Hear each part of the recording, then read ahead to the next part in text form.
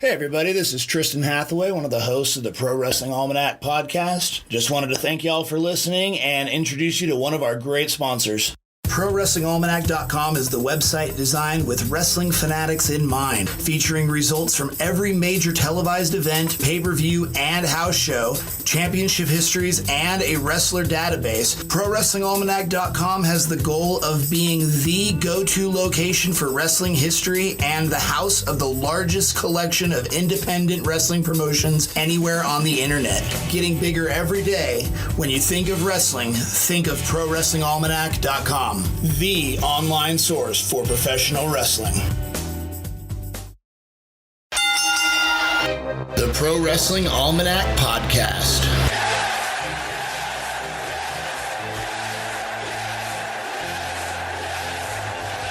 Celebrating professional wrestling. From yesterday, today, and tomorrow.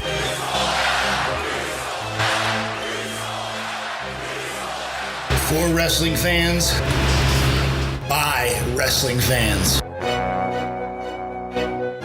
Hey everyone, thanks for tuning in to episode 9 of the Pro Wrestling Almanac podcast. On this week's episode, we're going to discuss Seth Rollins' comments on the Shield reunion and whether it can help Roman Reigns stop getting booed. NXT WarGames, Bray Wyatt's promo, and will we see Sister Abigail finally? Enzo and the Cruiserweights closing out Raw 2 weeks in a row. The passing of Memphis wrestling legend announcer Lance Russell, Jeff Hardy's surgery. For our Ghost of Wrestling Past segment, we will discuss ECW Barely Legal 1997, and our Indie Spotlight segment featuring Ultra Championship Wrestling Zero out of Salt Lake City, Utah. But first, it's time for the Wrestling Results Roundup.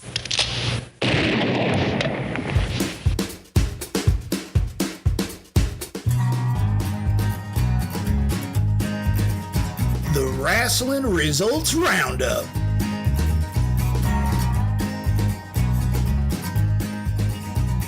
Here are the results from this week's televised shows.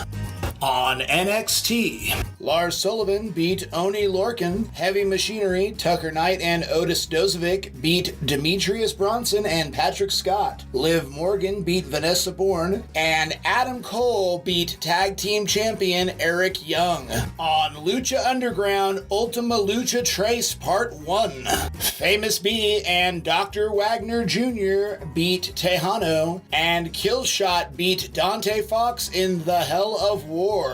On GFW Victory Road 2017, X Division Champion Trevor Lee beat Petey Williams, Knockouts Champion Sienna, Taryn Terrell, and Taya Valkyrie beat Roseberry, Gail Kim, and Allie. OVE Jake and Dave Christ beat LAX, Santana, and Ortiz to win the GFW World Tag Team Championship, and Global Champion Eli Drake beat Johnny Impact.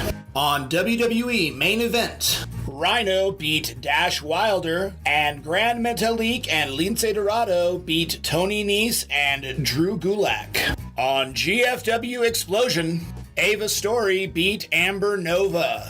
On Ring of Honor TV, War Machine, Raymond Rowe, and Hanson beat Coast to Coast, Leon St. Giovanni, and Shaheem Ali, and the Tempura Boys, Show and Yo. Flip Gordon beat Corey Hollis, and World Champion Cody beat Frankie Kazarian. On WWE Raw, Braun Strowman beat Raw Tag Team Champion Seth Rollins, Elias beat Titus O'Neil, Mickie James beat Nia Jax via disqualification, Carl Anderson and Luke Gallows beat Matt Hardy and Jason Jordan, Roman Reigns beat Intercontinental Champion The Miz via disqualification, and Sasha Banks and Bayley beat Emma and Alicia Fox. On WWE SmackDown Live, SmackDown Women's Champion Natalya and Carmella beat Charlotte Flair and Becky Lynch. Bobby Roode beat Mike Kanellis, Ty Dillinger beat Baron Corbin, and Randy Orton beat Aiden English. On WWE 205 Live, Kalisto beat Arya Daivari, Mustafa Ali beat Drew Gulak, and Jack Gallagher beat Cedric Alexander. And that's all for this week's Wrestling Results Roundup. Yeehaw! All right. Well, I'm Mike alongside Chad and the founder of ProWrestlingAlmanac.com, Tristan. Hi. Hey guys. This week we also have a special guest with us, editor-in-chief of PWPNation.com, Eron Ramadanov. How's everybody doing? Pretty good. Pretty good. Happy to be here, guys. Yeah, glad to have you. Absolutely, we're glad to have definitely. you. So, Eron, tell us a little bit about your website there, pwpnation.com. Right, yeah. We've been going strong since about 2012. I've been the editor-in-chief there since 2014. Founded and owned still by Jay Leto, who's a really nice guy, and we kind of tag team that little website of ours. We cover major news stories. We don't really get into the mush of rumors and stuff. We only try to report stuff that actually happened or that we actually feel like is a credible source. We mainly focus on articles and stuff like that, editorials, opinion-based stuff. We've got podcasts, videos. We're on all social media platforms, Twitter, Facebook, and Instagram, Periscope, all that great stuff at PWP Nation. All right. So do you do like show reviews and stuff? Yeah, we do some show reviews. We're working on doing a YouTube roundtable every couple of weeks, maybe every pay-per-view that goes by. But for the most part, we kind of do like think pieces and stuff like that, and then we do a lot of social media interaction, and that's kind of our bread and butter, so you could say. All right. Yeah, I'm actually on there right now looking at it. I definitely like the setup. Like the exclusive articles portion. You guys got a lot of good material in there. So. Yeah, thank you. We also have the legendary Bruce Hart, who writes a weekly editorial for us of the Hart family, and he's a wealth of knowledge, and he's a really good writer, and we're happy to have him as well. That's pretty excellent. That's really nice. Yeah, definitely.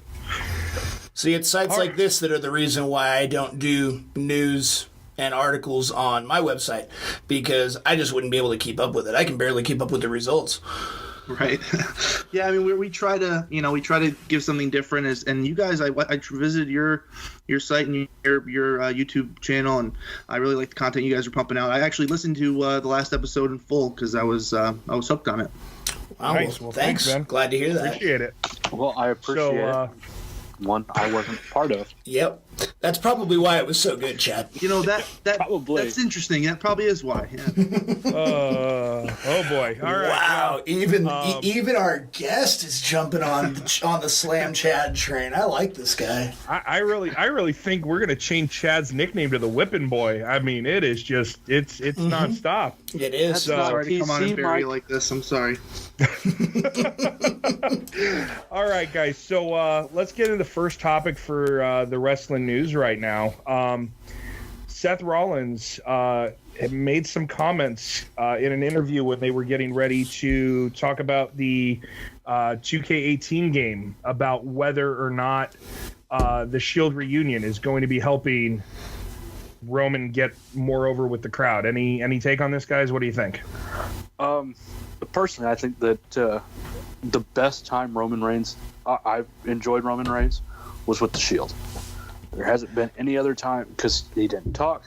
He just did his thing. He was an enforcer, and it worked. When he started getting on the mic, it went downhill from there. And I think that the two charismatic guys in the Shield are Ambrose and Rollins more so than Ambrose. Interesting thing about the comments that Rollins made. When he was asked about that, he said, I, for one, am open to the idea. Whether it helps Roman or not, it helps me. I truly enjoy being out there with those guys. We shared some great times in the ring. If it happens, it happens. If not, we'll all be fine. It'll help Roman in the sense that the crowd has been chanting for Roman Reigns whenever the Shield was teasing their reunion in the first place. It will help Roman as far as the Shield continues. As soon as the Shield stops and Roman goes back to being a one-on-one guy, unless there's some sort of dramatic turn involved, he's going to go right back to being where he is right now. What do you think about it, Eron? Yeah, I mean, I kind of agree with you. I mean, I think while he's with the Shield, of course, he's going to get cheered by the fans. The second he splits off, like you said, Tristan, is the second they're going to turn on him again. And until the fans feel that he's not being forced upon them, I don't feel like they're ever going to turn the other way on him. And that sucks because actually I've always liked Roman Reigns. I've always thought he's a good worker. I mean, his mic work obviously needs a ton of work. But, I think the guy doesn't really deserve the reception he gets. And it's a shame that we're not trying to get behind him somewhat because the company has put so much invested into him. But at the same time, if it's not genuine, then we have the right to voice that opinion. So. Well, Mike and I are pretty much on the same page. Neither one of us are huge Roman Reigns fans, but we're both on the page that the main reason that Roman Reigns gets the treatment that he gets is because of Daniel Bryan. Exactly. If he hadn't won the Royal Rumble when Daniel Bryan made his return, Roman Reigns would be fine. They were cheering for him the year before at the same event. So. Absolutely. Yeah, it just gets back to, the majority of the fans wanted to see Daniel Bryan come back after that injury, and everybody thought this was going to be a shot for him to pick up, and they decided not to go that route. And in the long run, it ended up working out because imagine what would have happened with, the concussions and everything. It would have been really bad with everything leading up if Daniel Bryan was still in the championship. It would have been a repeat of the year before where he won the title, had the big moment, then had to drop it. Exactly. So, I mean, he gets a bad rap because of that, but I definitely think him being back with the Shield, it's going to be good for him. Hopefully they decide to keep this Shield thing going on for a while. I mean, the question is this going to be the last few weeks that we're going to get to see The Miz as the IC champ? I don't think so. Yeah, no, absolutely not. He's just doing such a great job. I think it's going to be a great feud for either The Miz Taraj or The Miz and the Bar. And Sheamus. I'll tell you, I'm really glad if that they're going with. It looks like they're going with Cesaro and Sheamus over the Miz Taraj. I agree. Yeah, it would have done. It would have been really good for Axel and Dallas to get in that big a feud, but I don't think they would have been able to carry the weight.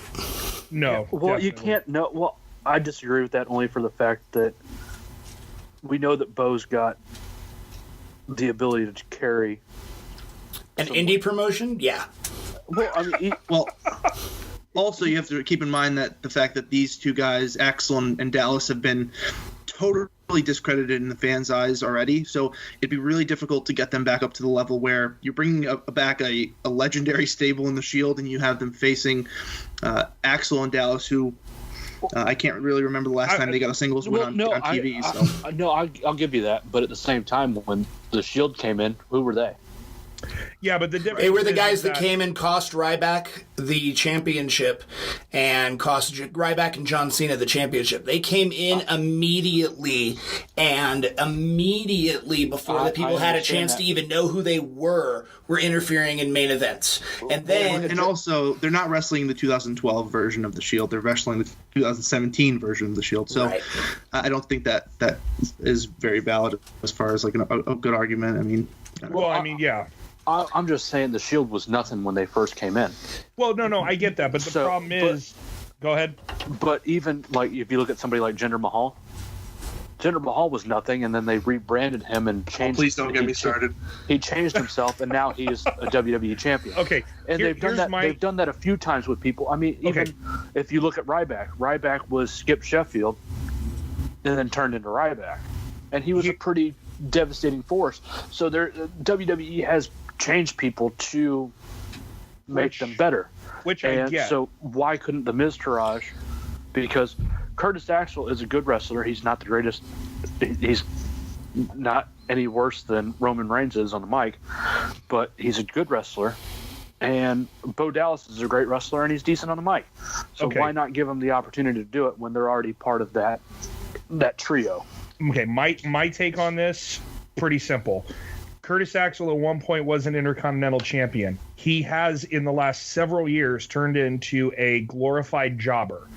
Or not even a glorified jobber, just a jobber. Well, just a jobber. I mean, there's been talk for a while that, if they were going to be doing a massive amount of releases, coming up like they used to do after WrestleMania, that he would have been one of the first people to go. It just does. You're now, like Tristan said, you're going up against this version of the Shield. That wasn't me. That was Aaron. That was Aaron. Sorry, Aaron. That was where you got every single one of these guys has held the WWE Championship. You got one of them now who is a Grand Slam champion, going up against The Miz, who, he's held a world title and he's held, the IC Championship. But what have the other two guys in his stable done? At least pairing him up with Cesaro and Sheamus.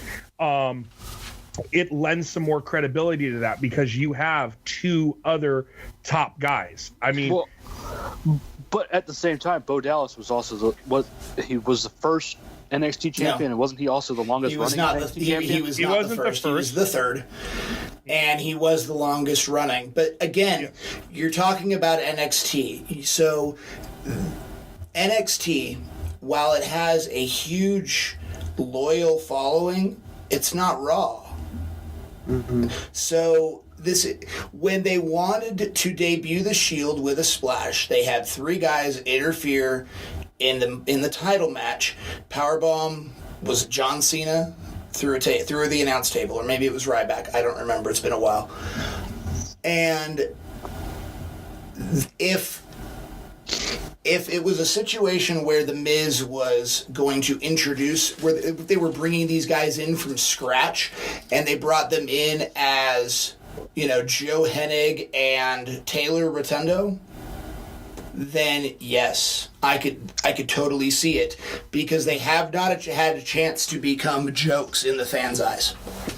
Well, I put it this way. This is how I see it, and I think it's pretty simple. When you look at the possible matchups, if you look at the Miz Taraj in its current form versus Sheamus and Cesaro and Miz, it's kind of easy to go with Sheamus, Cesaro, and the Miz. I mean, that's just a more entertaining match. It's a more entertaining feud, in my opinion, and all six of those guys are credible in the ring and on the microphone. So, I think it's just a no-brainer, personally. Well, plus you have history between Reigns and Sheamus. Right. You have the problems that when Reigns and when Rollins and Ambrose first got back together, it was because of the Miztourage, or it was because of the Miz, and now they're feuding with Cesaro and Sheamus. So I mean, it's I agree with Aaron that just the more intriguing and the more entertaining matches are going to come out of this pairing. Besides the fact that Roman Reigns ran these guys off and just absolutely destroyed them by himself. Right. And they'll also get involved. I'm sure they'll get involved in the match, so they'll get some kind of rub from it. Of course. I think, yeah. No, definitely. So, one quick thing. I don't know, Tristan, if you had a chance to see it, but on the Yes Wrestling page that we're on Facebook, someone posted something that I found pretty interesting. I haven't had time to research it, but someone was saying that if you look, November 18th, 2012, at Bankers Life Fieldhouse, the Shield made their debut. Right. On June 2nd, 2014, at Bankers Life Fieldhouse, the Shield disbanded. And then I haven't looked to see if that's where Raw is this upcoming week, but October 9th, 2017, at Bankers Life Fieldhouse again, we're going to see a possible Shield reunion. Well, I mean, if that's the case, it's probably not by accident. So like I said, I haven't had a chance to look that out, but that was something that I just saw that I thought was pretty intriguing. And if that's true, that would definitely be interesting. Yeah. So let's get over to the next topic. Big news comes out. NXT TakeOver Houston, WarGames. Yep. That's pretty big. I am excited. Yeah. Yeah, we've been wanting to see this. I know Tristan and I have talked about this for years, that we would love to see in any form of the WWE them to actually do a WarGames match. The Elimination Chamber was kind of like their answer to the WarGames. They're kind of like spin-off to where they could do something on their own. But Triple H has always said he was a big fan of it.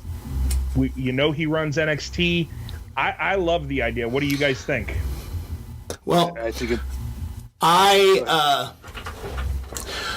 I think it's not just that the Elimination Chamber was their way to spin it. Triple H was trying to get a WarGames match at the Survivor Series in 2002. And Vince said no, and the Elimination Chamber was basically the compromise. I'm surprised it's taken them this long to do WarGames in essentially a company that Triple H runs. Yeah. Right. And a company that's been influenced by Dusty Rhodes so much. Oh, yeah, for sure. I think the big reason why is we all know that one of the big reasons why Vince did not want to do WarGames, well, of course, it wasn't his idea. And we all know that if it's not his idea, he's normally not a big fan of it. It takes up a lot of space. It eliminates, seating. And so with the success that we've had with the NXT takeovers and the larger crowds that they've gotten, that's why I see them finally doing it. I could never picture them trying to pull off a WarGames match at Full Sail University. They couldn't. It would take. Exactly. It would take up. I've been there. It would take up the whole. You'd have the bleachers, and that's it. They'd lose 200 seats. Wow.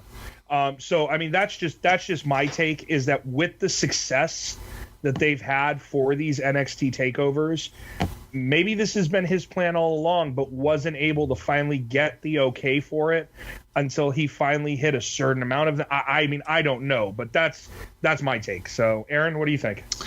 Well, the first thing I drew from it was that it's kind of a shame that it's not being done on the main roster. I mean, I appreciate that it's being done in NXT, but a match like this, I don't know. I just feel like it should be on the main roster, but that's besides the point, I guess.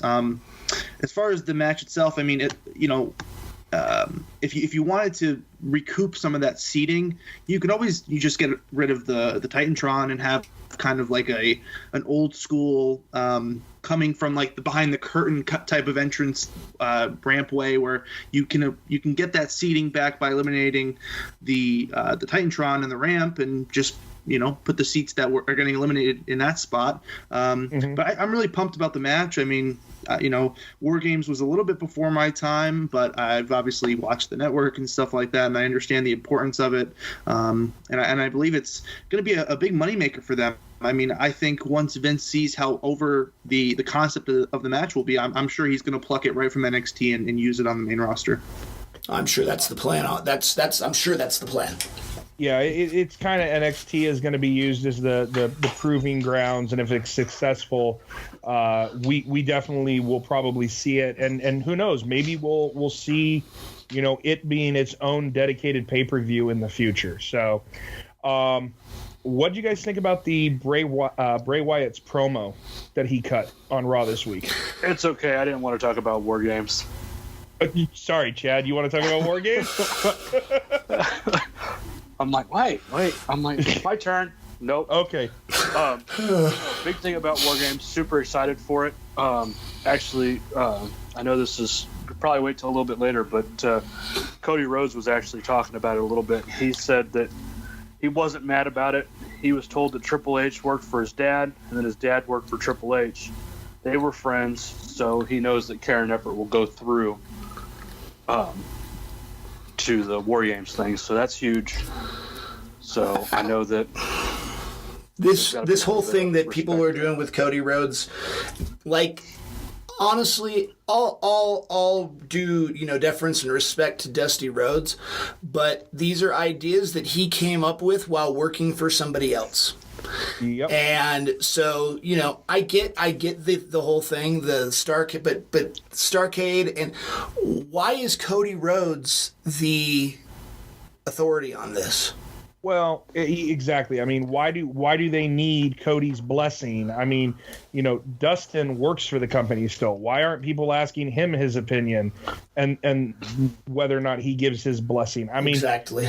It's I truly think it's just more along the lines of people are just trying to make more out of a situation, try to just stir up some controversy. I mean, like I said, we're all happy it's back. We've been wanting to see it for a while. I agree with Aaron. I'd love to see them. I would have loved to have seen them do this on the main roster at a major pay-per-view first. But if this is what it's going to take to eventually get it there and become its own pay-per-view, I'm all for it. Oh, absolutely. So, Yep. All right. We good, Chad? Absolutely. Okay, Bray Wyatt's promo. What did you guys think? I loved it until I saw the news I've afterwards. seen. I totally agree. Chad, you know what we're talking about on that one? What part? I said I loved the promo until I saw the news that came out afterwards. So the news coming out, Or rumors. is that there will be no Sister Abigail. Are you shitting me? No, With the- they're pulling a Norman Bates here. Yeah, well, I was going to get into that. Bray Wyatt is Sister Abigail. It is... He's one of those transgenders. I always said, if we're going to break up the Miztourage, we should just make Bo Dallas Sister Abigail. Personally, that's just me. I still think that they should go after the fact that Bo is not Sister Abigail, but it's actually the leader of the Wyatt family. I think that would be a great twist. But Pro Wrestling Sheet is reporting that someone close to the situation and Insider Details has described that there will not, in fact, be a Sister Abigail. Sister Abigail is Bray Wyatt. The personality Wyatt was talking to in Tugs was himself, and the WWE has planned to have Wyatt play the Sister Abigail persona as a split personality. That's just retarded. I mean, I think they're missing a big opportunity. Well, especially when he came back and saying that Sister Abigail's alive. Yeah. Aaron, you got a take on this? I mean, I'm actually disagree with all of you. I think bringing back a Sister Abigail character would be incredibly short-sighted, and I think it justifies the purpose of right now, but I think they have to look more long-term, and I don't know what you do with that character down the line, and I think it might just be something that if they wanted to bring a character like this in, I think it needs a lot of planning, and I think it needs the right person. And I don't know if Sage Beckett was going to be that right person, and that was the rumored name.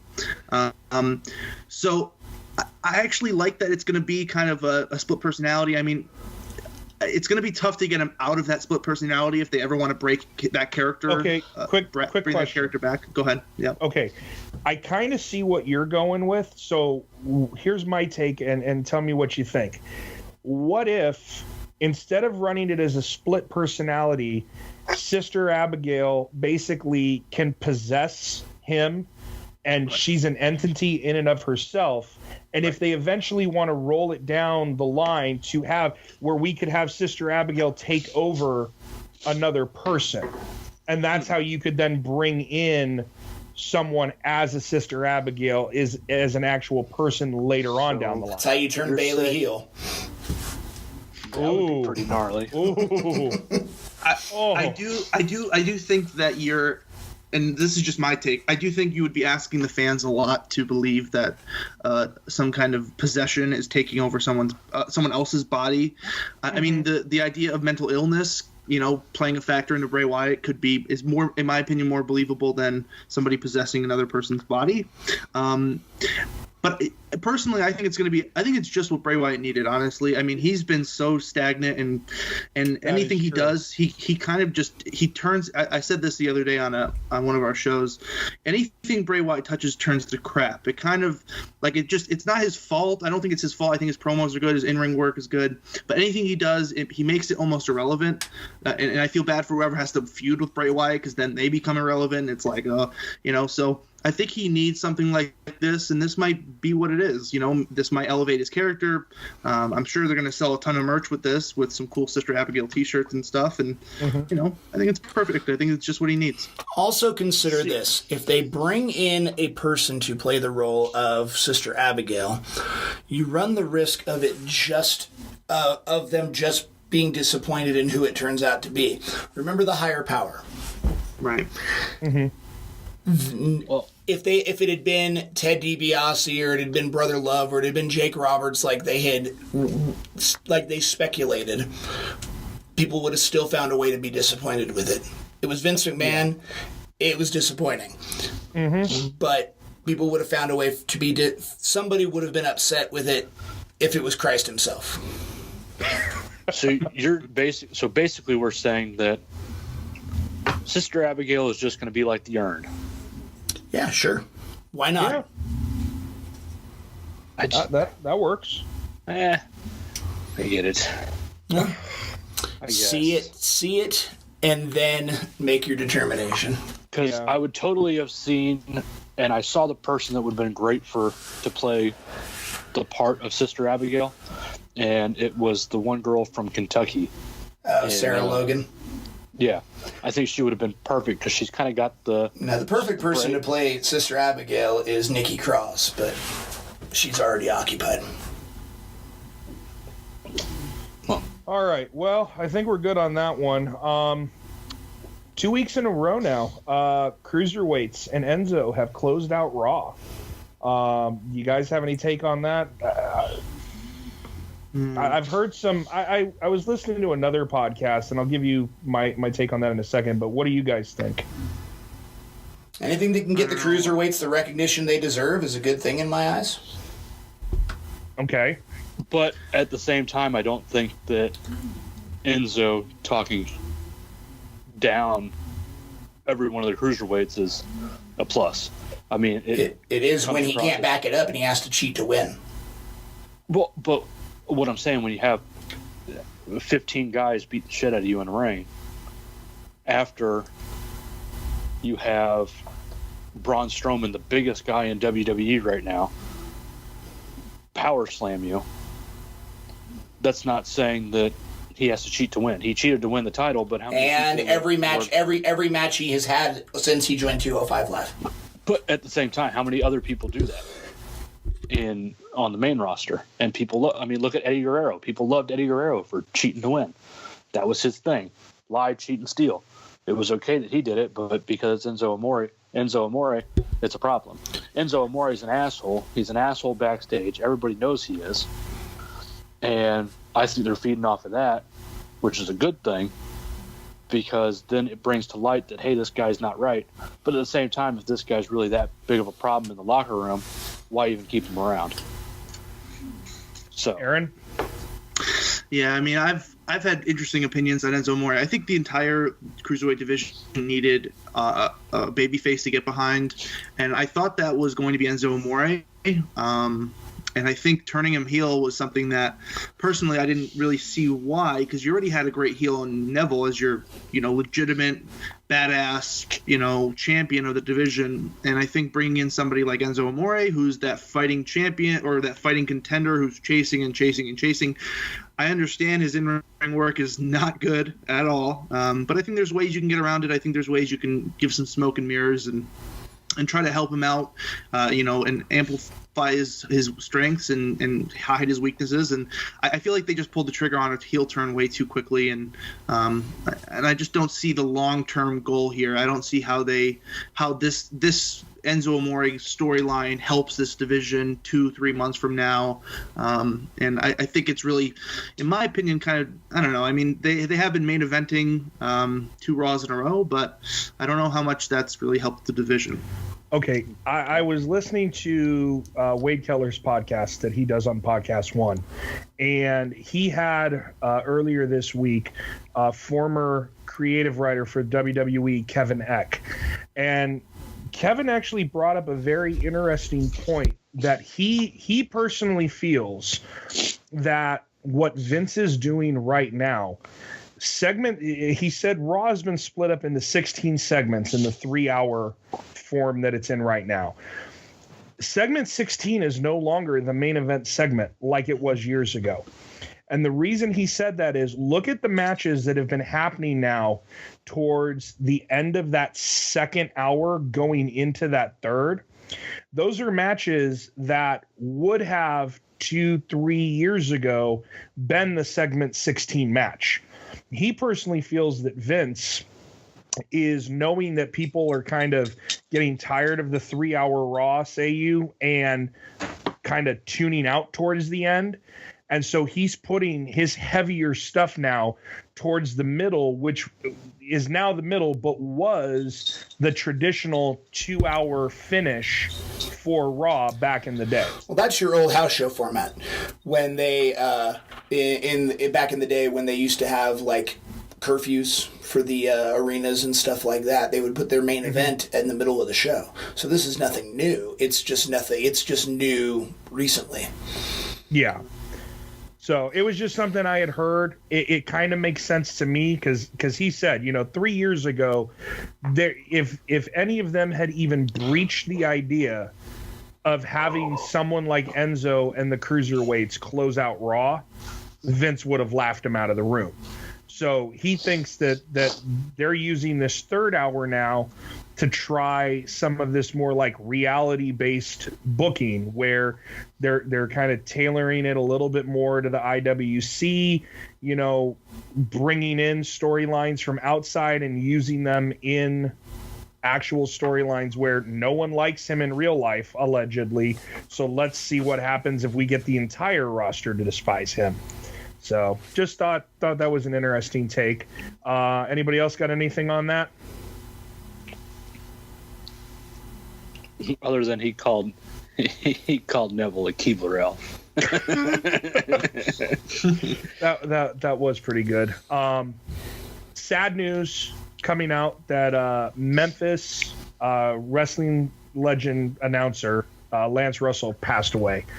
I never personally got to hear a lot of his work. I do remember listening to his commentary of the Lawler-Kaufman match. Yep. That's pretty much the only exposure I've ever had to him. But Tristan, any of you guys? Same for me, except what a lot of people don't know is that in Man on the Moon, Jim Ross played Lance Russell.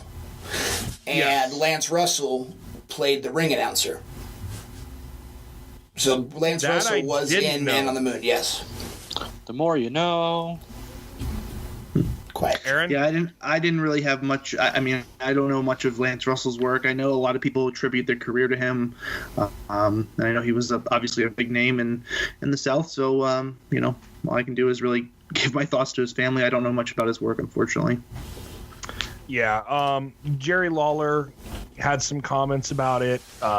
They were very close friends, especially with Jerry being the King of Memphis. A lot of people rank him up there that have known his work from what I've been reading about this, that he is in pretty much that top 5, if you know his work from that time period, in there with a JR, a Gordon Soley. So, but... he was the type of commentator that he called shows by himself. Yeah. So. Oh, wow. Well, that was pretty common back then. Then. Not anymore, but. I wish they would adopt that on Monday Night Raw. But hey, I said it earlier. I wish Michael Cole's son would get married more often. So, I mean, I enjoyed having, a different broadcaster in there. It kind of broke things up. Tom Combs isn't bad, actually. I don't think he's that. People crap on him all the time. I think he's actually pretty good. I like the pairing with them. I think he worked really well bouncing off of, Graves and Booker. Yeah, he and Graves always do a great job. They do. And so they used to call NXT together. So, and then of course they're on SmackDown, but those two have had a lot of time to get a lot of chemistry. Exactly. So I liked it. I mean, I know, we talked about it a little bit earlier about Michael Cole before we started recording. I mean, he is a solid broadcaster. I just think with how long we've been listening to him, it was nice to hear someone else in that Raw chair for an evening. Yeah, and it's like I told you, I didn't even notice that Michael Cole was gone. Tom Phillips sounds a lot like Michael Cole. I don't think that's an accident. Oh, no, definitely not. Yeah. But, he doesn't like to do the... By the way, folks, just a reminder, the last time, and then all of a sudden you're like, well, great, now we know exactly what's going to happen. Well, I also remember one of their greatest drinking games in wrestling history came from Michael Cole. Yeah. Okay, explain. It didn't pan out well when we tried to play it, though. No, it didn't. But, anytime that Michael Cole is to say... Vintage. you take a shot. Yeah. We played that game at WrestleMania 26, and he only said it once. It was a pretty terrible game. Yeah, we were pretty pissed. Mm-hmm. And in the American sense, not the British sense. Well, just really quickly, I do want to preface the conversation by saying that I do think Michael Cole is a really good announcer. I think he's proven that he could be a great announcer in his SmackDown days, but obviously the watering down of Kevin Dunn and Vince McMahon should be just taken into account before we cast him. Look at the UK tournament. Announcer. Right. He did great on the UK tournament. He's got Vince screaming in his ear, or someone screaming in his ear the whole show. Mm-hmm. It's not surprising. Oh yeah, no, definitely. And you know, when you said I was going on that rant earlier before we recorded, it's always hard when you take over the seat from someone like a JR who had been there for such a long time. Right. I mean, everybody feels that. I mean, and that's why. I mean, I was glad they brought JR in to do what is still possibly the last match for The Undertaker. It still hasn't been said it is, but it was great to hear him call that match. I mean, no offense to Cole, but to those of us who grew up listening to JR call almost all of the great moments, you know, that we know in the WWF/WWE, it was a tough spot to follow. So, I mean, and I think kind of where Roman Reigns gets his bad rap with people, Michael Cole kind of gets his because he had to follow in after JR. So, and that heel turn he's never fully recovered from. That's true too. And also seeing him in a singlet with wrestling headgear didn't help either. You talk about that was hot. Okay, well, on that note, Jeff Hardy posted that he actually had surgery on Tuesday to repair his shoulder, so he's going to be out for a while. He's got another surgery scheduled too. Yep. Sure does. Yeah, I believe, isn't he getting his knee done too? That I don't know. I just know he's got another surgery scheduled. Okay, so I'm reading right here. So in addition to his rotator cuff, Hardy said he tore his labrum, and that was what could lead him to need to get additional repairs as well. So he's going to be out for a while. It'll be interesting to see what they do with Matt. You know, they've been trying to team him up with Jason Jordan last couple of weeks. I don't know. What do you think they're going to do with him, guys? This is the perfect time for them to change his character, and it looks like that's what they're going to do based off of something I saw on Twitter where he posted a bunch of different pictures of himself throughout different eras of his career, and then the last one being just black with a question mark, and says, "What's next? Coming soon." Huh. Yeah, I mean, it's a shame we haven't seen it sooner. That's just the pettiness of Anthem and Global Force that I don't really want to get into. But they, Matt's been able to recreate himself. So even if he doesn't get to do the broken gimmick, I'm sure he'll think of something that's similar in a lot of ways. But I have complete faith in Matt to stay relevant while Jeff is on the show. Yeah, no, definitely. I hope we get to see the woken Matt Hardy, if that's what they go with. Something new, something interesting, something that we haven't seen in the WWE. So this is the time to do it. Let's just hope Jeff has a speedy recovery, and who knows what they'll do with him when that finally happens, if they'll bring him in similar to his brother Nero character, or if they're going to let him do something completely separate. So, Chad? I'm just hoping. I mean, Jeff Hardy was always my favorites to watch. He was always pretty intense. I just hope he gets better fast. I'm still sore about when Matt turned on Jeff Hardy way back in the day, so I don't care too much about Matt Hardy. Well, I'm sore about that too, but it's only because it was supposed to be Christian. Wasn't that like 10 years ago? Shut up. I hold on to things. Okay. Yeah, we it was only 8 years ago. God, or 9. Just because you're an infant, Aaron, doesn't mean the rest of us aren't. Sorry, guys. So, okay. That's going to be it for our news segment. But before we go any further, Aaron has some trivia. Now, to preface this, we've joked about it for weeks that Tristan is the wrestling know-it-all or the brain or what have you. I have found very few people that, and the fact that I was even able to do this, as at the time being the wrestling novice that I was on any trivia whatsoever, I have only seen, I think, one other person, and we've disputed on that one, and I think I agreed with you that I thought he was right, but because it was before cell phones and, you know, instant internet at our fingertips while we were out, he was wrong later on. So, Eron, you got some trivia. Let's see if you can stump the Almanac.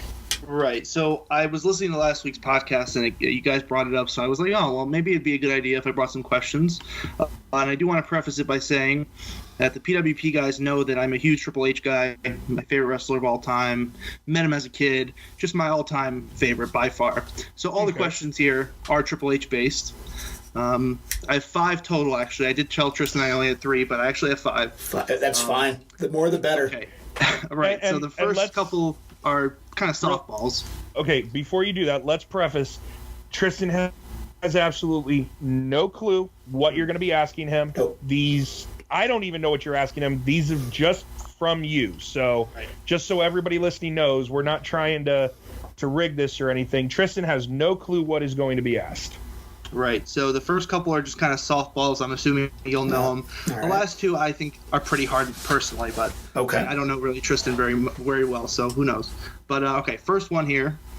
Who did Triple H defeat for his first ever WWE championship? WWE championship or championship in the WWE? WWE championship. Mick Foley, Mankind. Okay, perfect. All right, 1 for 1. In Ames, Iowa, on Raw, Shane McMahon was the guest referee. That's not what he asked. I'm show up. Yeah, a little bit. All right. So question number 2: who did Triple H team up with to fight Team Rated RKO at Survivor Series 2006? Also, name all the members of Rated RKO. Okay. I can tell you that you're at the Survivor Series on his team. It was Triple H, of course, Shawn Michaels, Jeff Hardy, CM Punk. Oh wait, no, that was 2006, wasn't it? Mm-hmm. That's what I said. Oh, I thought you said 2009. Okay. Nope, sorry. Yeah. So Jeff Hardy, CM Punk, and given that time frame, probably Matt Hardy as well. Okay. I do not know. I could not tell you who was on the Rated RKO team. Probably Dolph Ziggler, along with Orton and Edge, and based on where the time frame, maybe John Morrison. Well, you came pretty close, but I actually was going to say that all the members of Team Rated RKO was going to be like extra points if you wanted to go for it. So I forgot to mention that, but okay. You came pretty close. You have Edge, Orton, Mike Knox. Yes. Okay. Johnny Nitro, and then of course Gregory Helms. Gregory Helms. Okay. Mm-hmm. All right, so my third question here. Which month of 2008 was Triple H drafted from Raw to SmackDown? You can guess the month, and then if you get the day as well, you can get extra points for that. Oh, I won't know the day, but I'm going to say June. Yeah, you're correct. Nice. It was June 23rd, 2008. Okay. Who knows this? Like, really? It's just about knowing when the drafts are held usually. Right. Right, I was hoping you can kind of make that connection. Yeah. Well, and plus Triple H won the title in April, so I knew it had to be after that. Right. Okay, this one might be kind of tough unless you look at these stats, regularly. Within 5%, what percentage of Triple H's matches has he won on WWE pay-per-view? Holy cow. And I'm giving you within 5, so you can be 5 off, and I'll still give it to you. Has he won on pay-per-view? What percentage of matches has he won on WWE pay-per-view? Yeah. 60. Oof. It's actually 50%. Okay. 50.3. Okay. He is 84 and 77. Wow. All right, and my last question here. This last question is actually subjective. So, in your opinion, which one of Triple H's title reigns was the best?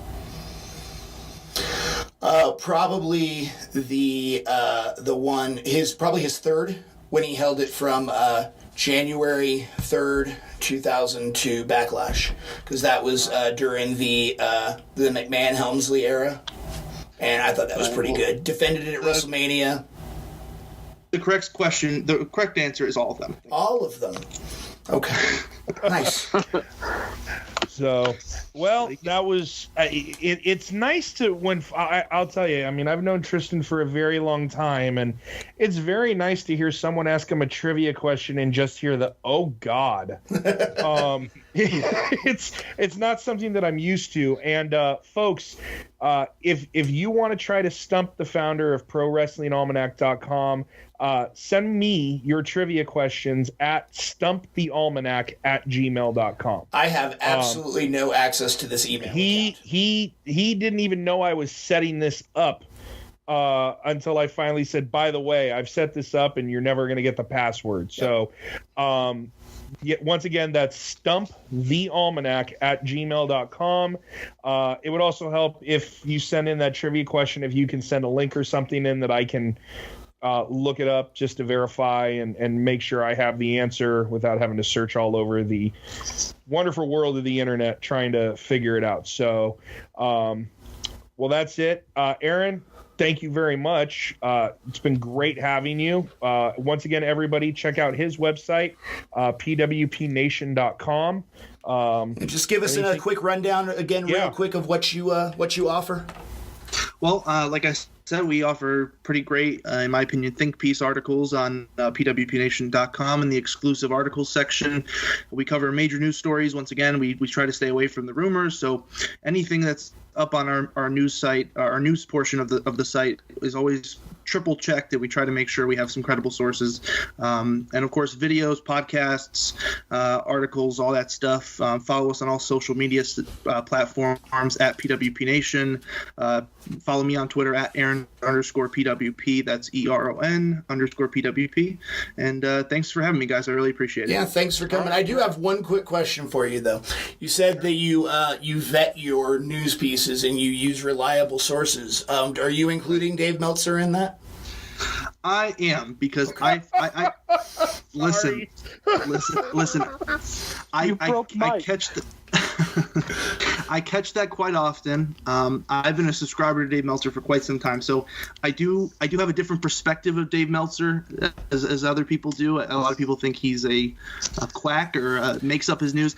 I mean, he tends to be right most of the time, and he admits when he's wrong, and most of the time people take his words and twist them around. Well, he likes to do those. He likes to throw those things out there and say, well, plans could change or things like that. He a lot of the news that he puts out, just like the rumor news, comes off like horoscopes. And basically, I think Dave Meltzer is a good reporter. I think that he gets a lot of bad rap, and he gets a bad rap in my eyes because he is so adamant about the WrestleMania 3 attendance. And we're talking about during a period of time where he wasn't allowed any access to any wrestlers because WWE was putting out their own publications. And then he gets his intel from a hot dog vendor. I'm sorry, I tend to believe like the people at Guinness that say it was a world record. But basically the way I look at Dave Meltzer is that if I set my hair on fire and Dave Meltzer came up to me and said, "Hey dude, your hair's on fire," I would ask somebody else. Wow. Yeah. I mean, that's pretty. I think it's pretty harsh. And one thing that I don't think could deny is his knowledge of pro wrestling. Yes. I mean, the guy can go on and on about pro wrestling for days at a time. And if you listen to some of his Observer radio shows, I mean, the guy can go on for like an hour about a certain topic and go through so many different rabbit holes. And that's why I respect him more than anything else, is his knowledge of the business. And I mostly listen to Dave Meltzer for his opinions, because I think his opinions are really good. Mm-hmm. And, you know, as far as his reporting, I mean, I think all the guys, including Pro Wrestling Sheet and all these other guys, I think they do a lot of the same thing he does. Absolutely. Dave Meltzer's just probably the biggest name out there, and so that's why he tends to get targeted. And then, of course, like I say, he's so adamant about the WrestleMania 3 thing. Right. And he's very adamant about the 32 thing as well. Yeah, well, I think the 32 thing is pretty well been made public knowledge that they were including everyone in the arena. Right. Yes, including the hot dog vendor that he got his information from. So, yeah, no, I mean, I do enjoy listening to him when he jumps in on other podcasts, like when on the rare occasion he makes an appearance on the Ross Report with JR, and they just keep going back and forth. I mean, you're right, Aaron. He's very knowledgeable. He's been around the business for a very long period of time. You know, his picks can be, you know, his predictions can be hit or miss, but let's be honest. I mean, unless you're in that deep inner circle, you know, of Vince, Triple H, Kevin Dunn, not everybody's going to know everything that's coming out there. And even probably some of his sources that are feeding stuff to him are getting tippets here and there. And maybe they're even being fed stuff just to kind of throw him off the scent. So you never know. And so, it's not like it's preposterous that Vince McMahon changes his mind frequently. And true. We all can agree on that. I mean, we know from stories that he literally changed his mind at as someone's getting to walk past the gorilla position who was told you're going to win, and it's, by the way, you're losing now, and I have no reason why, but you're just going to do it right now. I mean, isn't there like rumors that at Mind Games in '96 that he changed his mind mid-match in the match between Shawn Michaels and Mankind? Mm-hmm. I've heard that too. Yeah. That they were going to maybe put the title on Mankind and decided not to. Yeah, I mean, it's Vince is, especially in today's day and age, with the technology that the refs have with the earpieces, and they can, you know, be told what they need to be told by Vince or whomever.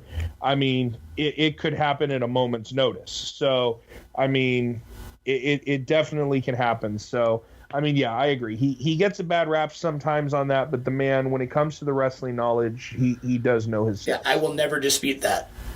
Right, yeah. And one other thing is that the thing is, we always try to preface it by saying it's a report. You know what I mean? Like it's not for fact going to happen. It's just what somebody is reporting that we think you should know about. That's nice to hear. And then. Right, and yeah, I mean, we don't. When I mean credible, I mean like I don't know if you guys have seen like from like Sports Kita or something where like it says like CM Punk is returning to, like, you know what I mean. We stay away from that kind of like crazy stuff. Yeah, no, definitely. Right. I mean, my whole take is, especially in the wrestling industry, anything and everything can change in a moment's notice. I mean, entire storylines that have been planned out for WrestleMania have literally been thrown by the wayside because someone got hurt in a match, and anything that you knew, it's just gone. Like Triple H celebrating the 5th anniversary of returning from his quad injury by tearing his quad.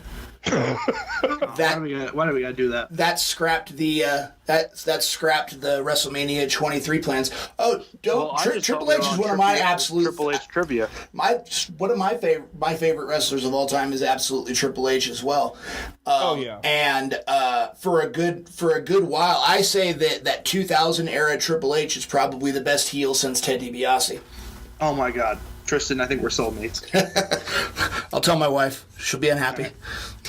Yeah, I have to defend Triple H a lot in my area of PWP. So it's good to hear somebody else think that era was good. Let me tell you one quick story here, and then we probably have to move on.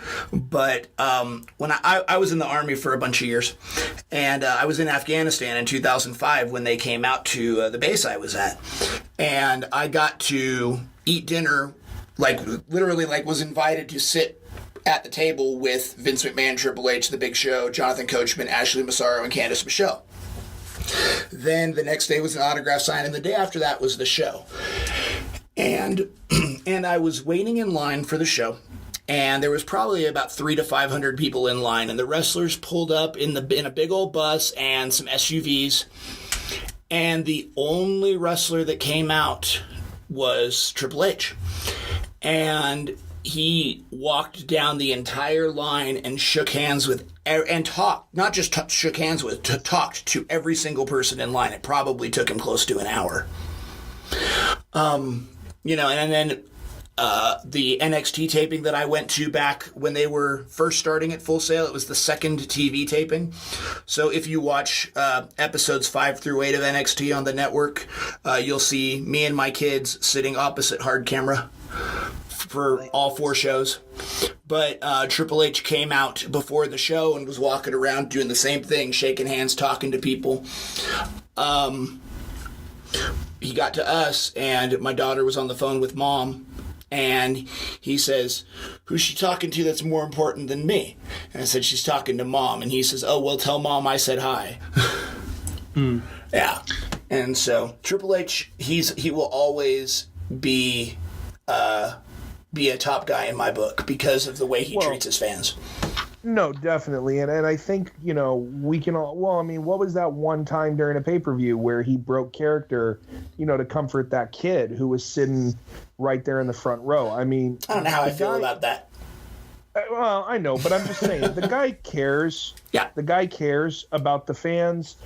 I am very excited to see where the company is going to continue, if in fact he's going to be the one to take over when Vince finally decides to say, "I'm done." And what I mean when Vince finally decides to say he's done is when Vince has a heart attack from working too much while he's trying to do everything still. I'm convinced he's never going to die, but yeah. So is who else? Who was he talking? Kurt Angle. Yeah, Kurt Angle's convinced he's never going to die too. Yeah.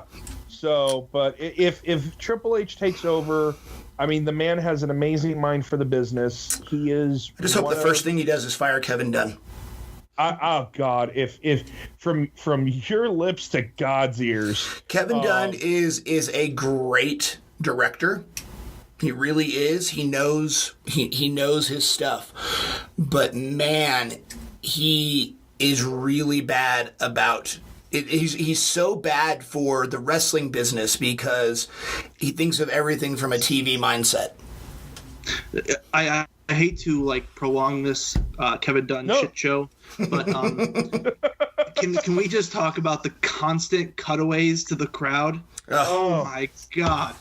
I swear to God, he has to have ADHD or something. He's got to be crazy. I mean, he's just switching to people who aren't even doing anything. They're just looking forward. They're not cheering or booing or anything. I mean, I think they're still trying to get the new look of the guy with the surprise guy at the Undertaker loss, right? Or the angry Miz girl. Me and Chad were at that show when Miz won the title. We were. Mm-hmm. Think about those reactions though. We got free tickets from Bryan Danielson. Yes, we did. He used to date Chad's sister. Daniel Bryan did. Sweet. Yeah. That was, and I didn't even throw that one out there. I really need to get a soundboard where I can just insert crickets or just sounds. I would have so much fun doing that. No, you are not allowed. I know, because I'd be doing it all the time.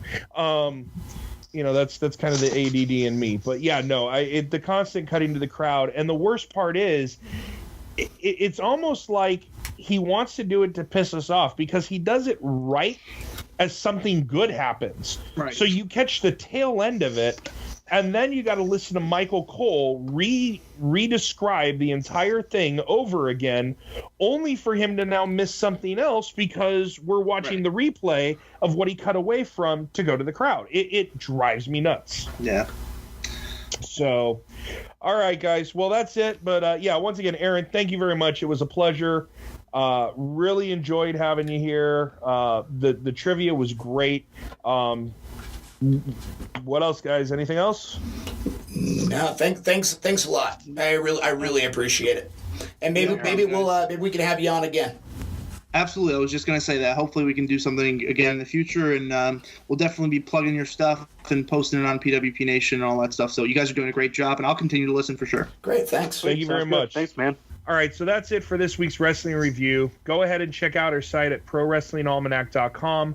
Follow us on Twitter and Instagram at PW Almanac and on Facebook at Pro Wrestling Almanac. Once again, please subscribe to our YouTube channel and iTunes, and we can be heard on TuneIn Radio and Google Play. But before we get into our Ghost of Wrestling Past segment, we're trying a new segment this week hosted by our go-to guy for social media, Chad, which is going to be discussing what is going on in the world of wrestling on social media. So what's going on there, Chad? What we've got so far in social media this week is we got an ongoing battle between Xavier Woods, Baron Corbin, AJ Styles, and Randy Orton on the Nintendo Switch and Mario Kart. And our front runner this week, and as every week, is Xavier Woods. Nobody else can touch him. He's apparently a god when it comes to the Nintendo Switch, or any video game for that matter. Apparently he's really good. I don't know. I don't watch his YouTube channel, but he does have a YouTube channel out there for his video games. Also, we have Stu Bennett, a.k.a. Wade Barrett, who is actually the new general manager for a wrestling promotion out in the UK. We also have Cody Rhodes and Bryan Danielson, a.k.a. Daniel Bryan, going back and forth about possibly Daniel Bryan maybe going to have a match against Cody Rhodes. Possibly, maybe, I'm not sure. We also have a little bit of some controversy going back and forth with Corey Graves and Enzo Amore. Which, by the way, I'm loving that whole... I mean, we all know I'm a big fan of Corey Graves when it comes to commentary, and just what he says every week, and now he's carrying on to Twitter. It's been priceless. So tell everybody what the big tweet was. So the big tweet was that I guess at a baseball game, Corey Graves' son ran to second base and danced around like Enzo Amore to celebrate. And he said, "I've officially failed as a father." To a retweet of Enzo Amore and say, "Nah, you didn't fail as a father. You failed as a wrestler. That's why they dressed you up in a suit and tie and told you to sit down." I don't know. Those are pretty harsh words. Corey Graves was an excellent wrestler, and he's even better at being an announcer. I don't think we can say the same about Enzo Amore. So is he really talking the right words? Probably not. GP. Yeah. So the other thing we have is, I don't know who this guy is, but he got a lot of heat from a couple wrestlers and a lot more people on Twitter. But he said that WWE needs to get a Christian to battle the terrorist Islamist Sami Zayn and the Satan-loving at Bray Wyatt and all the other forces of evil in the WWE. To a response of Bray Wyatt, who, as a person, the actual Wyndham Rotundo, is actually a devout Christian man. He just plays a demonic character on TV. And then Sami Zayn responding, "Local moron demands a holy war." I mean, really, guys, do we need to have another gimmicky character in WWE? I don't think we need to have the Crusades in WWE. They ended 600 years ago. So I don't know. What do you guys think about that? I think Sami Zayn pretty well nailed it. Pretty much. By the way, I had my mic on mute when you were talking, but when you start off with the "do we need a holy war," I almost spit out my drink. Yeah, that guy needs to put down the sacramental wine and just kind of go about his way, because I kind of like where things are right now. We don't need a holy roller. I mean, unless it's time for a debutress into the Mormon Mauler. I mean, you know. Only if the Tallahassee Tassel Tosser comes with me. Oh man. So yeah, no, that is the fun thing with the social media is, you know, I kind of like it when the guys sometimes they don't break kayfabe and they tweet as their character, like what Enzo did. I mean, that's just priceless. I mean, going for the cheap heat, with Corey, pushing that heel character a little bit more, and it's just one of those moments. So it's always fun to see what goes on social media.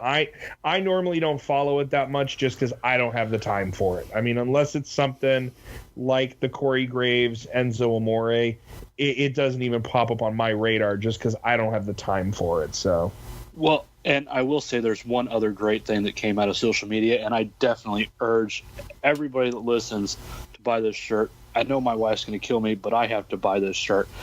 Given what happened to Cesaro and No Mercy, they have the Swiss Cyborg shirt, and it is absolutely outstanding. It's got a picture of Cesaro on there without his two front teeth. It's pretty epic. Like I said, I think everybody's got to buy one. Mike, I don't know if they come in a 4X, but Tristan, I'll try to get you one if I can.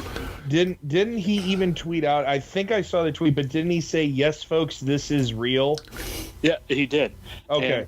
And the best thing is everybody gave him support. Natty gave him some support. She posted a picture of her with no teeth. Mick Foley posted a picture of him with no teeth. I believe there was a couple other ones. Jericho posted a picture of him when he knocked out a tooth.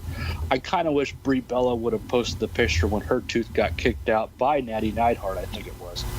Or it wasn't kicked out. Maybe it was a clothesline. I don't remember. But I know she flipped out on an episode. To the face. Yeah, she flipped out on an episode of Total Divas, but she didn't think she was going to be pretty anymore because she got a tooth knocked out. It wasn't even a front tooth. So, I don't know.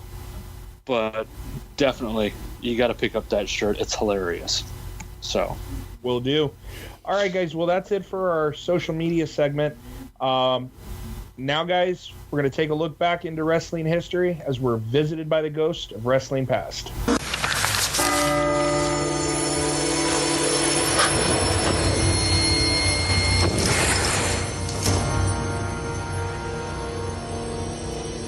Are you the spirit whose coming was foretold? I am. Who? What are you? I'm the ghost of Wrestling's past. So for this week's Ghost of Wrestling Past segment, I stuck with the trend of going away from WWE for a little while and decided we would go to ECW. And what better show for ECW than their very first foray into the pay-per-view, Barely Legal. So this was a big show. ECW had been a solid number 3 promotion for a while, but the one thing they were missing was that pay-per-view presence, and this gave them that. It was a big show. It had the really long-running storyline of Taz versus Sabu, and it had a bunch of really good matches. It was very historically significant in that it was ECW's big jump into being one of the big boys, and a third national promotion which hadn't been seen since the AWA folded. So, I really enjoyed the show. I had not seen it before. I had seen bits and pieces of it, and I knew what had happened. But this is the first time that I actually sat down and watched it. What did you guys think? It was an ECW show. I mean, the fans were insane. Oh, yes. I remember I wasn't allowed to watch ECW because my parents heard how crazy it was. Well, and you were a child, too. Well, 1997, when this aired, you were 10 years old. I was 11. Was I? No. I don't know what month was it in. April. Oh, I was almost 11.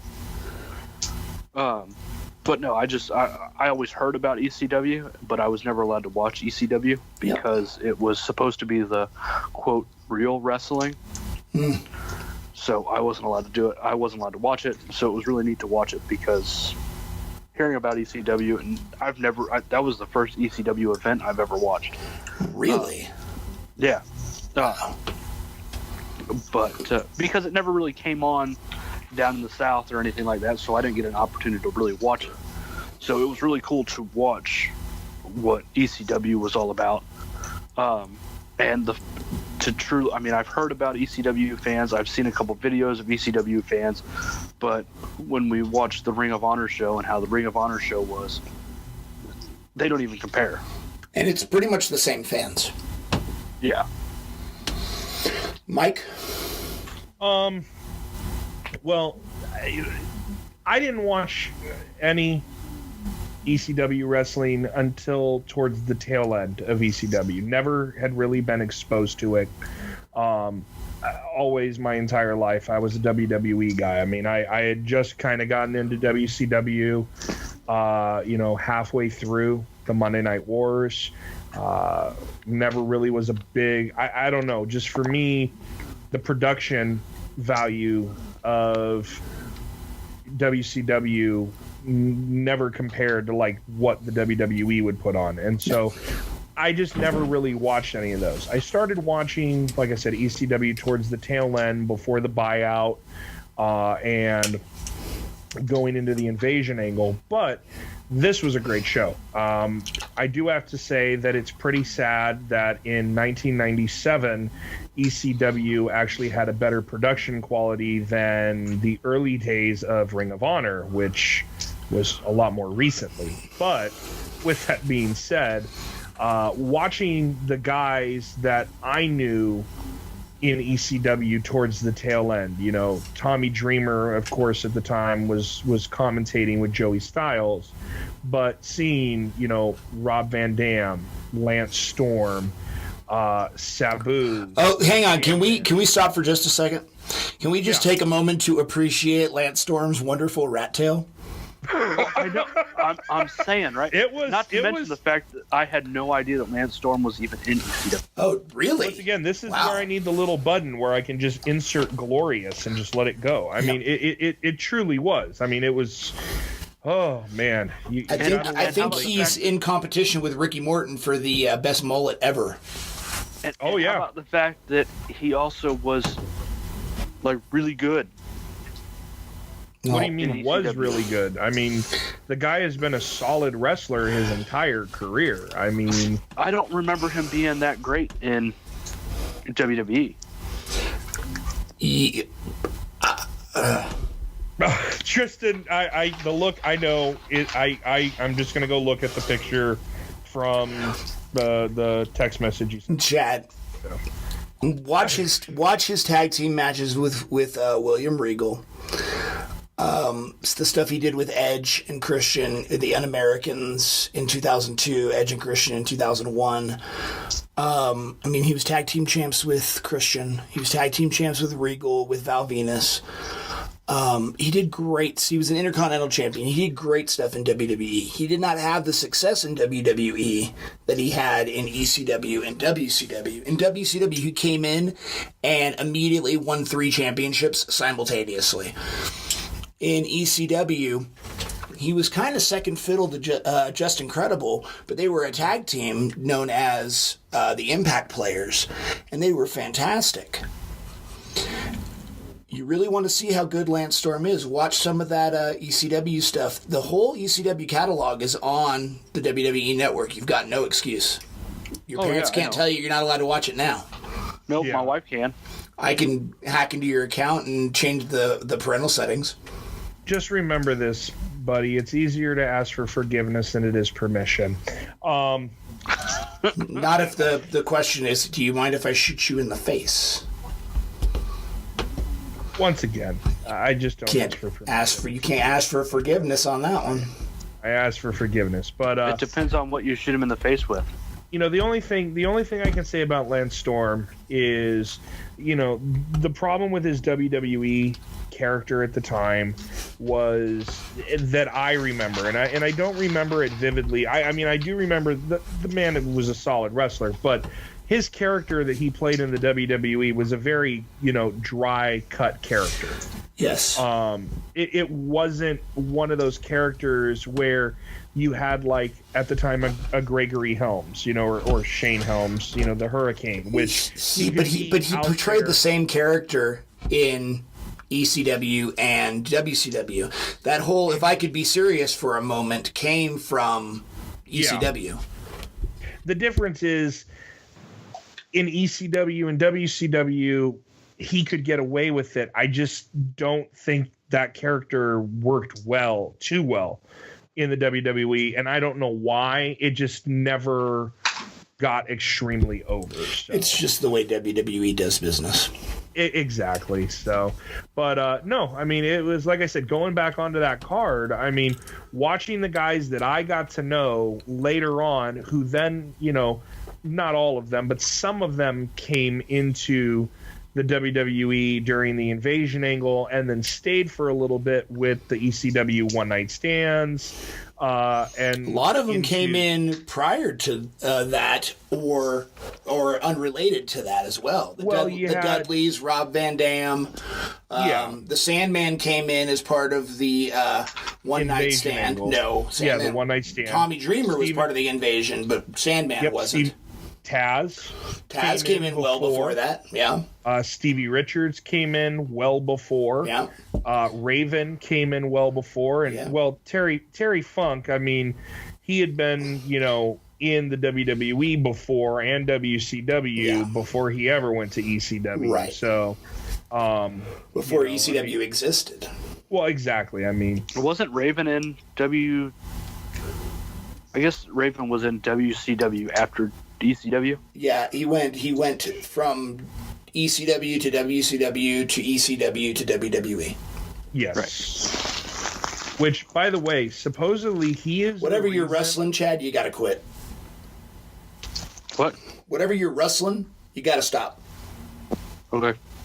Like a bag of chips or something. But rumor is, I keep reading that for some odd reason, Raven and one other person are the reason why WWE cannot put up WCW Thunder and WWE Heat for some reason on the network. He's suing over royalties or something. No, the lawsuit. That's completely false. Okay, what is it? Because Thunder and Heat are supposed to be added later this year, and if they had any issues with that, they couldn't show anything with Raven. Okay. The Raven's lawsuit is part of the concussion lawsuit. Okay. I might have misread.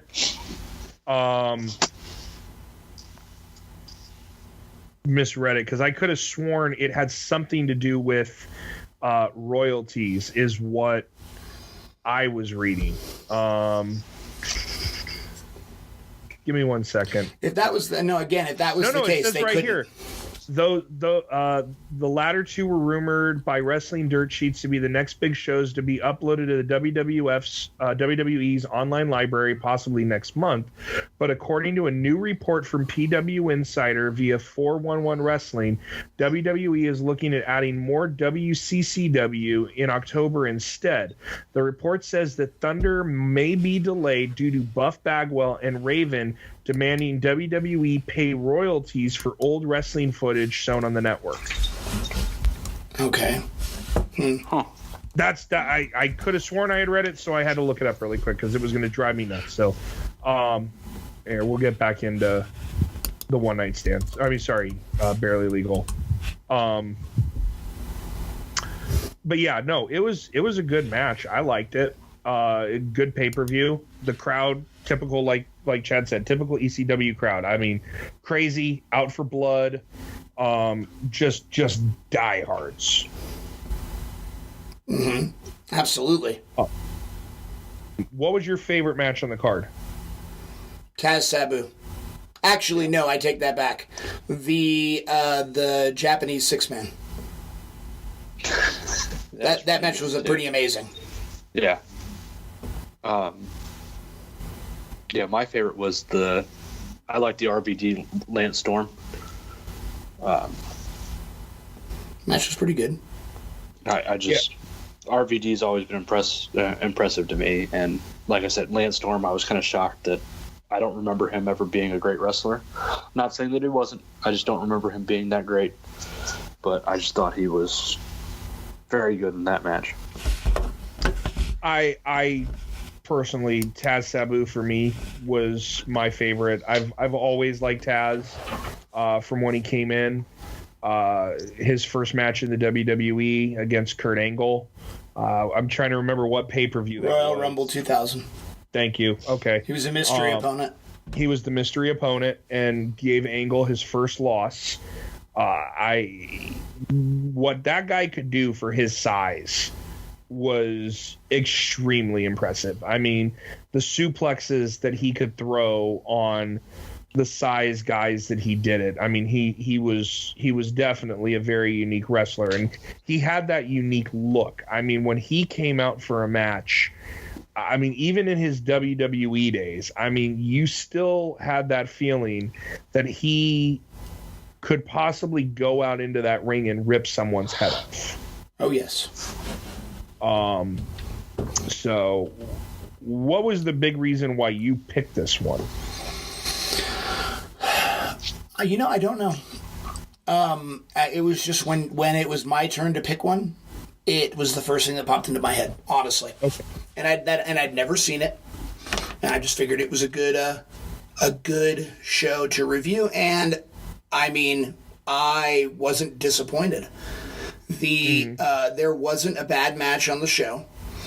The matches that weren't even wrestling heavy, like Raven versus Terry Funk, were very story heavy, and were made great by that. Plus the fact that Terry Funk had already survived a match, a three-way dance, and was then just getting destroyed by Raven with the botched finish aside. Yeah. It was very good from top to bottom. It was a solid show. There wasn't a bad match on the card. Interesting. Some little side notes that I was reading on this one. They only had a 0.26 buy rate, which pretty much came out to the equivalent of 104,000 buys, and pulled in about 66,000. So more than TNA does on pay-per-view. Which is sad. It's more than TNA did in a year. Well, whatever we call it today, wrestling. But interesting, and I don't know if you guys know this, but the backstage environment, everything that was going on for this event was actually captured in the documentary of Beyond the Mat. Yep. And that pre-show speech, this is the show. Exactly. That was all for this pay-per-view. Oh, yes. And Beyond the Mat was a really good documentary. Well, at least back in the day it was. I think it holds up. I haven't watched it for a while. I'd like to watch it again. But it's been a long time since I've watched it, but I mean, it really gave you a good idea as to what was going on in the wrestling world at that time. Oh, yes. So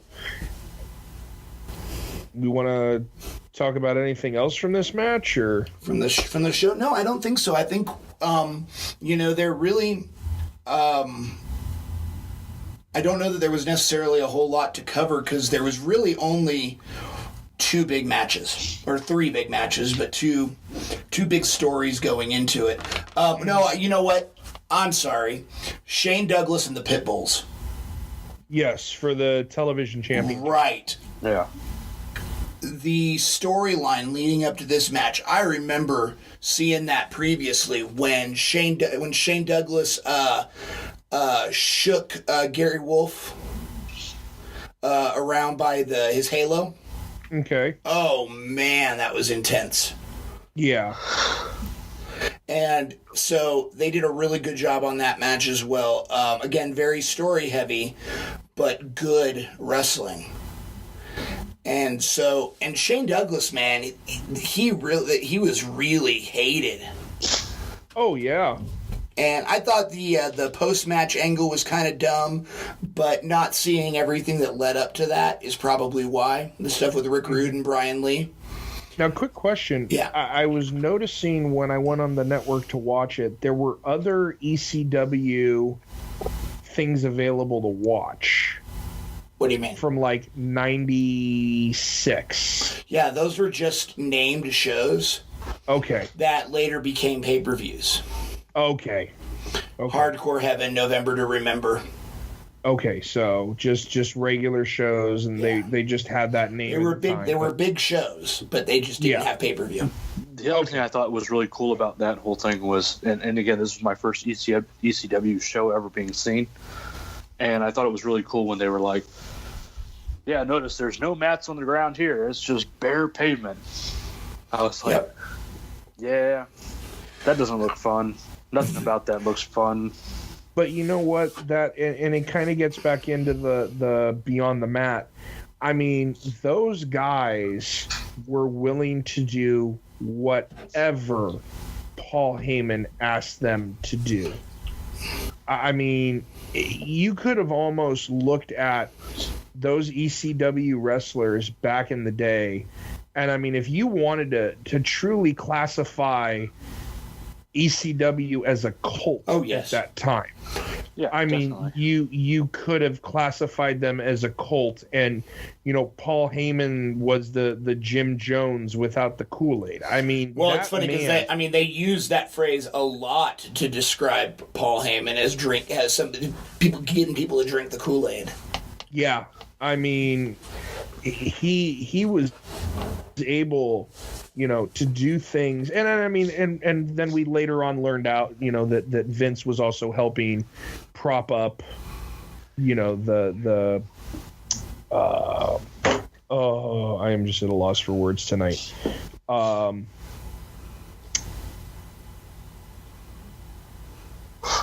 Let's just go ahead and let's just rate the show.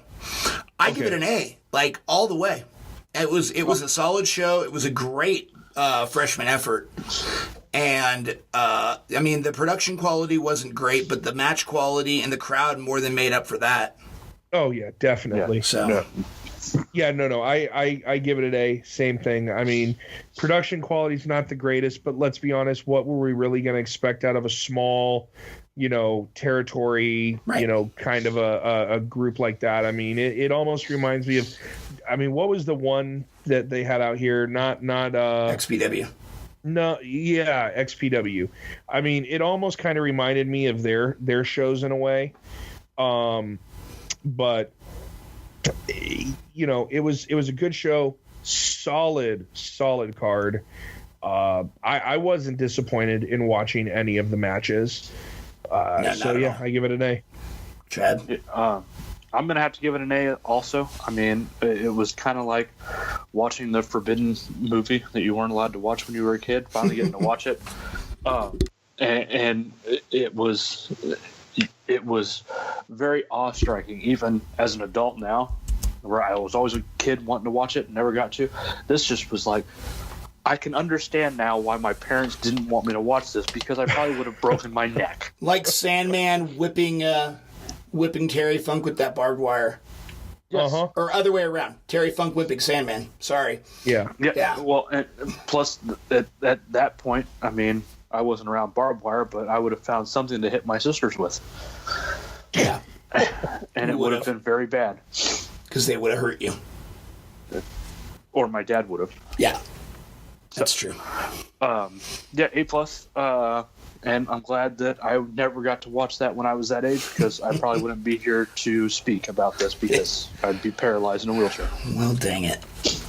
I mean, good. I'm glad that didn't happen to you, Chad. Well, then I could have been talking like Stephen Hawking, and then it would have been, hello, I'm Stephen Hawking. Stop.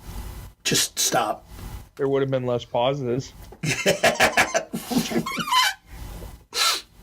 Sorry. I had a frog in my throat there. Oh. We love you, Chad. We do. So, who's got the next week? That'd be Chad. That was me. All right, go ahead. So, for next week's show, I kind of figured we'd touch on a very historical show, the last ever Monday Night Nitro. Close out the Monday Night Wars, and I remember watching it when I was a kid, and then seeing what I saw, it was amazing. I mean, some of us have seen it, probably most all of us have seen it. Don't want to give away too many spoilers, but I think it was definitely a historical night in wrestling. I'll give a spoiler. It was the last Nitro. WWE won. That's just a spoiler for the Monday Night Wars. Oh. There was a Cruiserweight Tag Team Championship match on that show. Mm-hmm. I didn't remember that. Yep. I remember there were Sting two versus Ric Flair. There were two champions. Yep. There was a bunch of good matches on that show that weren't great. For being the very last one, they did a good job. I mean, we'll talk more about it next week, though. I don't want to get in and start going through everything before we all get a chance to sit back and watch. So, all right, folks, and now it's time for our Indie Spotlight segment featuring Ultimate Champion Wrestling Zero out of Salt Lake City, Utah. Indie Wrestling, Indie Wrestling, Indie Wrestling, Indie Wrestling, Indie Wrestling, Indie Wrestling, Indie Wrestling, Indie Wrestling, Indie Wrestling, Indie Wrestling. This week's spotlighted promotion is Ultra Championship Wrestling out of Salt Lake City, Utah. The promotion was founded in 2002 by Steve Nielsen. If you're interested in checking out UCW Zero, they have a YouTube channel as well as a streaming channel on Vimeo for $4.99 per month. If you're in the Salt Lake area and would like to see them live, they are presenting the 2017 edition of Incarceration this Saturday, October 7th at 47 South Orange Street in Salt Lake City. Doors open at 6 p.m. with a $15 general admission and a $20 VIP admission.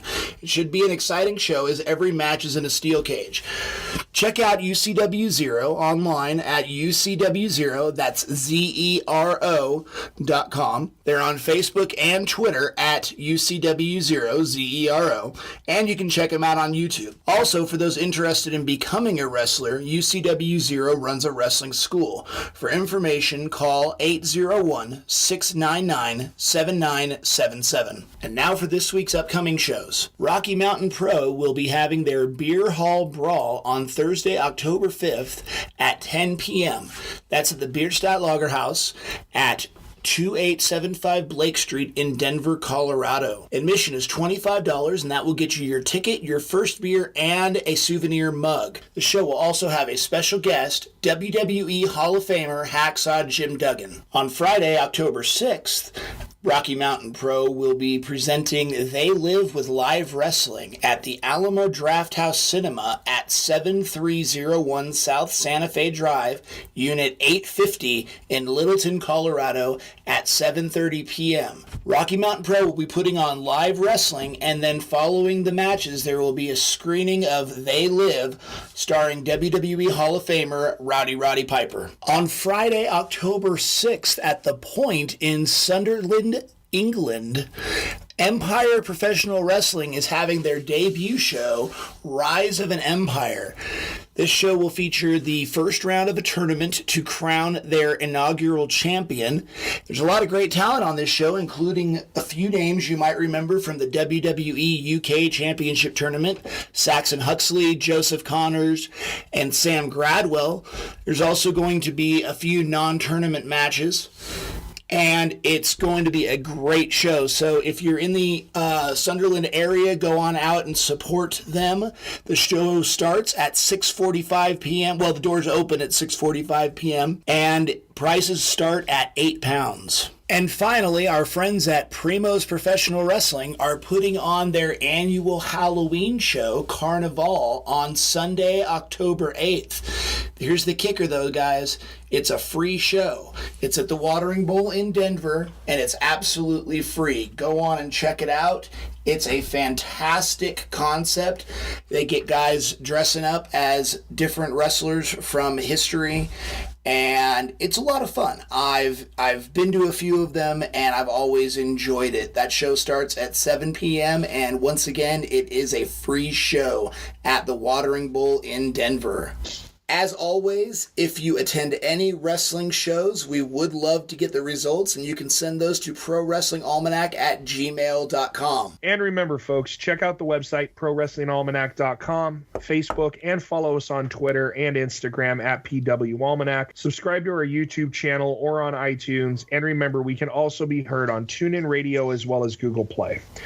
So that's it, folks. The ref has given us the 10 count, which means we're done. So until next week, I'm Mike, and for Chad and Tristan, thanks for listening, and we'll see you again when the bell rings.